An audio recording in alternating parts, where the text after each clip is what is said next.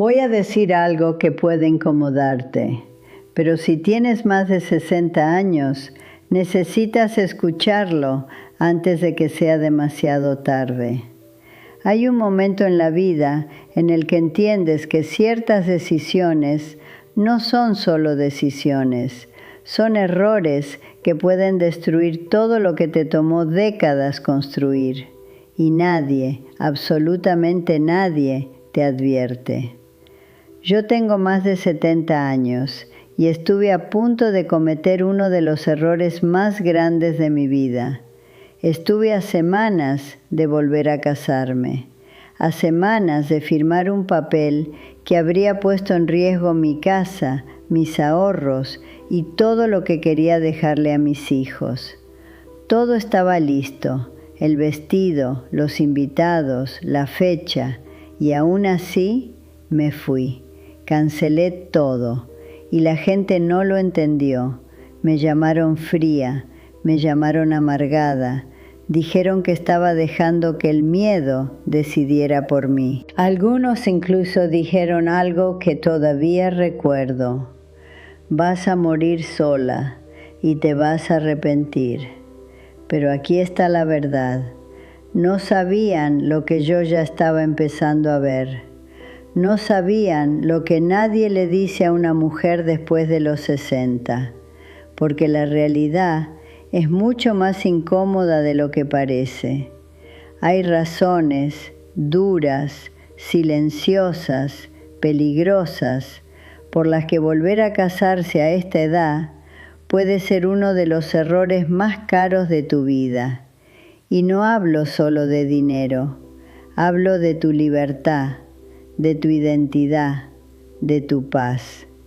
Yo casi lo aprendí por las malas y he visto a otras mujeres perderlo todo por no saber esto a tiempo.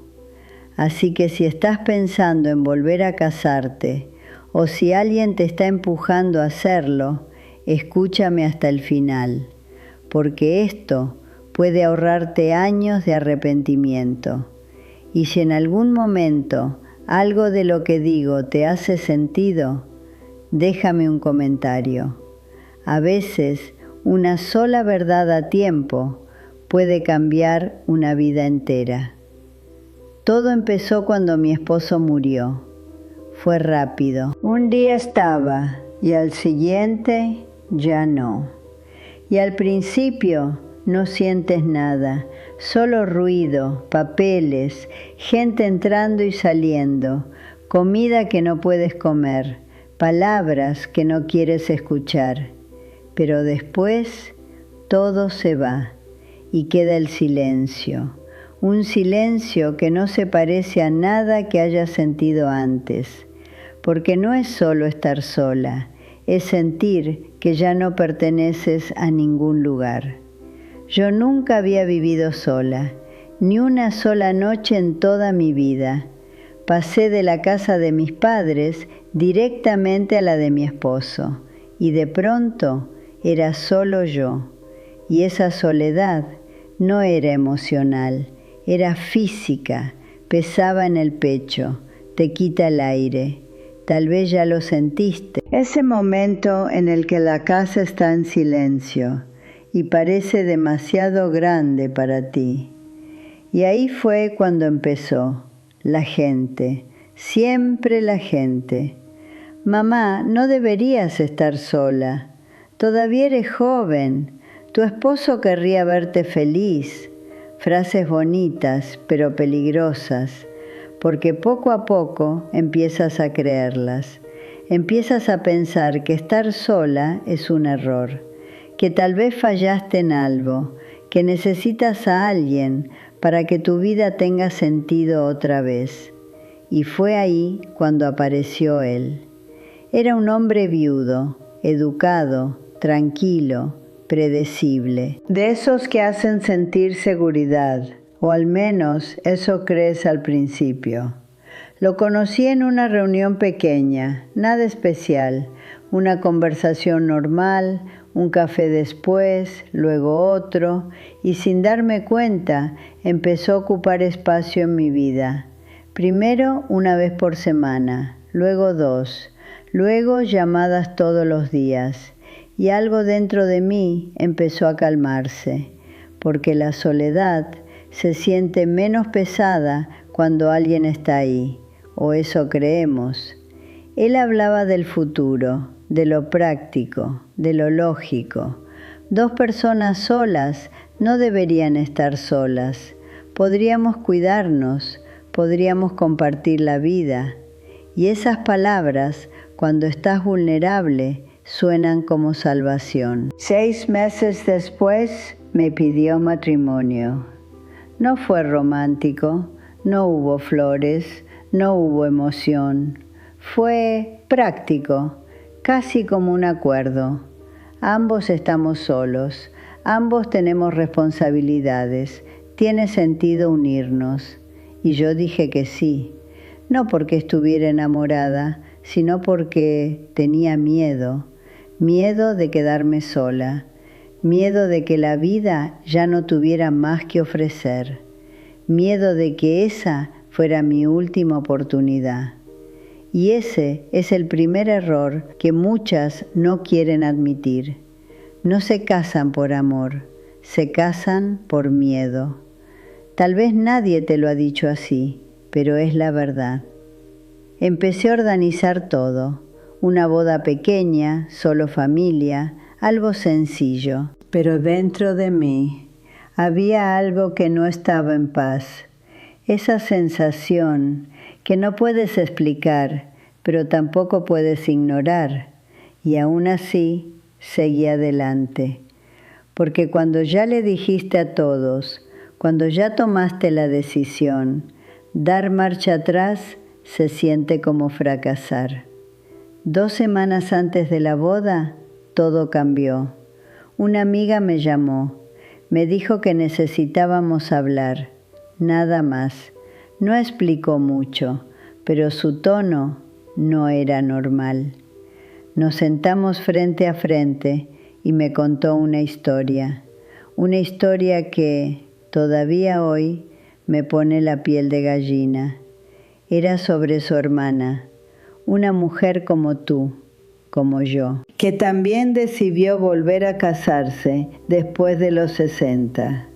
Todo parecía bien. El hombre era correcto, tenía ingresos, tenía casa, parecía responsable, todo en apariencia.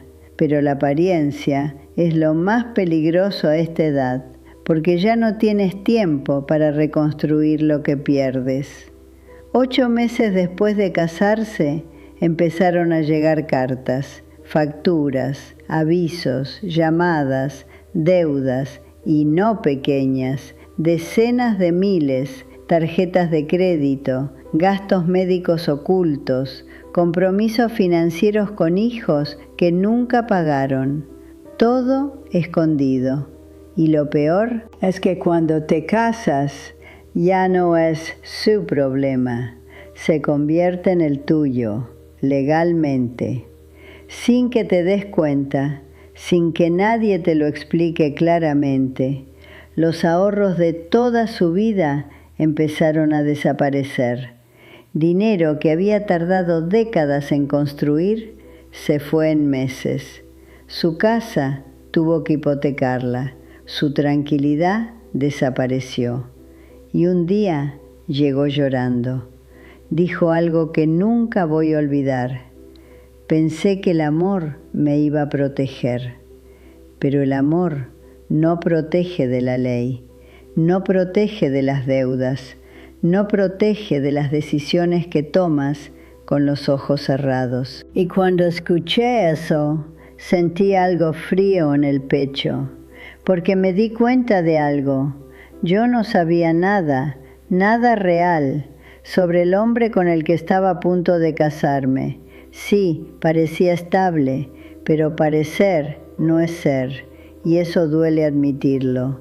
Esa fue la primera verdad, y es incómoda, pero alguien tiene que decirla. Después de los 60, el matrimonio puede destruirte financieramente, más rápido de lo que imaginas, más silenciosamente de lo que esperas, y sin darte una segunda oportunidad. Esa noche no dormí. Miraba el techo y pensaba, ¿estoy a punto de perder todo por no querer estar sola? Y tal vez tú nunca te hiciste esa pregunta, pero deberías, porque la soledad duele, sí, pero perder todo lo que construiste duele mucho más. Y lo peor es que cuando pasa, ya es tarde. Pero lo más peligroso es que esa primera verdad no fue suficiente para detenerme. Todavía no. Porque cuando el miedo a estar sola es grande, empiezas a negociar contigo misma. Empiezas a pensar cosas como, bueno, tal vez conmigo será diferente. Tal vez él no es así. Tal vez estoy exagerando. Y así te convences. Yo también lo hice. Pero la segunda verdad no vino de otra persona, vino de mí, de algo que empecé a notar y que al principio ignoré.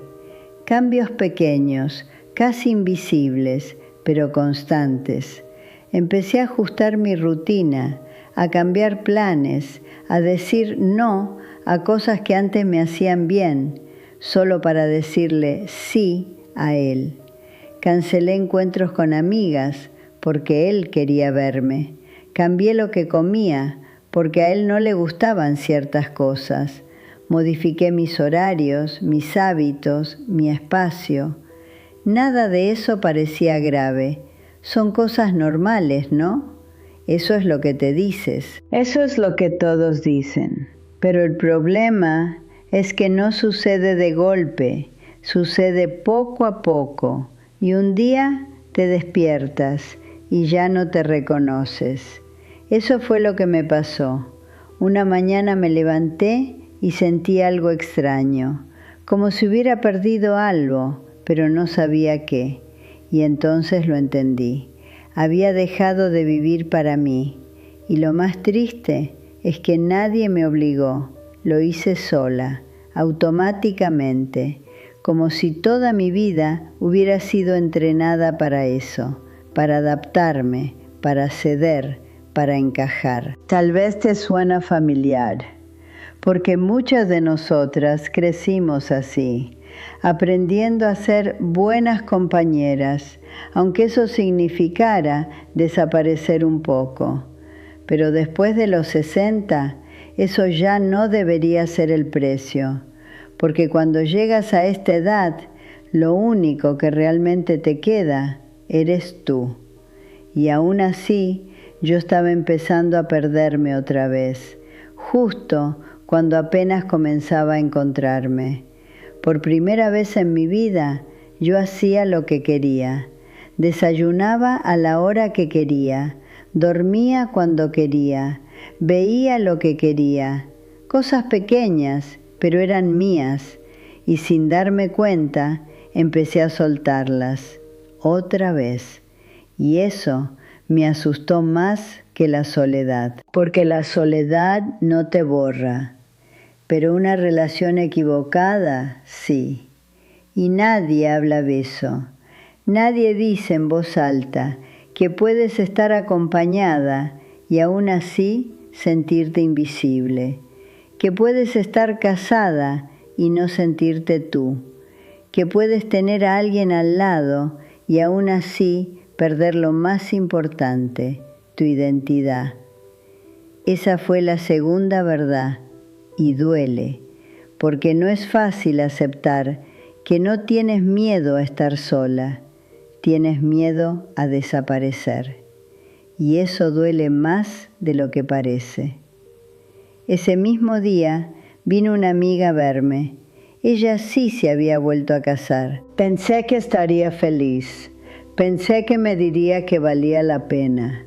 Pero cuando la miré, vi algo que no esperaba. Cansancio, no físico, emocional. Le pregunté cómo estaba. Sonrió, pero sus ojos no. Y cuando alguien sonríe con la boca, pero no con los ojos, hay algo que no está bien. Me dijo, es un buen hombre, Siempre empiezan así, siempre justificando, pero después bajó la voz y dijo algo que se me quedó grabado. Extraño tener mi propio espacio. Silencio. Extraño no tener que explicar dónde estoy. Silencio otra vez. Extraño ser yo. Y en ese momento sentí un golpe en el pecho, porque entendí algo muy claro. No importa cuántos años tengas, si entras en la relación equivocada, vuelves al mismo lugar, a justificarte, a explicarte, a adaptarte, a pedir permiso sin darte cuenta. Y lo más doloroso es que muchas mujeres ni siquiera lo cuestionan, porque creen que eso es normal, porque les enseñaron que eso es amor. Pero no lo es costumbre, es miedo, es dependencia disfrazada. Y si estás escuchando esto y algo dentro de ti se mueve, escúchalo, no lo ignores, porque esa incomodidad es una señal que muchas ignoramos hasta que ya es tarde. Esa fue la segunda razón, y ya no era solo duda, era miedo real, pero todavía no cancelaba la boda, porque una parte de mí seguía queriendo creer que podía tenerlo todo. Compañía sin perderme, amor sin sacrificarme, libertad dentro de un matrimonio. Pero la verdad es que a esta edad eso casi nunca funciona así, y yo estaba a punto de descubrir por qué. La tercera verdad no vino de un desconocido, vino de mis propios hijos, y eso fue lo que más me rompió. Mi hija me pidió que almorzáramos juntas, solo nosotras dos, y desde que se sentó supe que algo no estaba bien. No me miraba a los ojos, jugaba con la comida. Silencio, ese tipo de silencio que pesa más que cualquier discusión. Hasta que finalmente dijo: «Mamá, necesito preguntarte algo y necesito que seas honesta». Y cuando un hijo te dice eso, te preparas, pero nunca lo suficiente. ¿Qué va a pasar con la casa cuando te cases? No supe qué decir, porque la verdad ni siquiera lo había pensado. ¿Y tus ahorros? ¿Y lo que papá construyó contigo? ¿Y lo que dijiste que algún día sería nuestro? Cada pregunta era como un golpe, y lo peor es que no tenía respuestas claras, porque yo también había evitado pensar en eso. Entonces me dijo algo que todavía me duele recordar: «Mamá, tengo miedo de perderte». Yo pensé que hablaba de la muerte, pero no de esa forma, de otra. Silencio. Miedo de que alguien que apenas conocemos termine quedándose con todo lo que es parte de nuestra vida. Y ahí todo cambió, porque entendí algo que nadie quiere aceptar.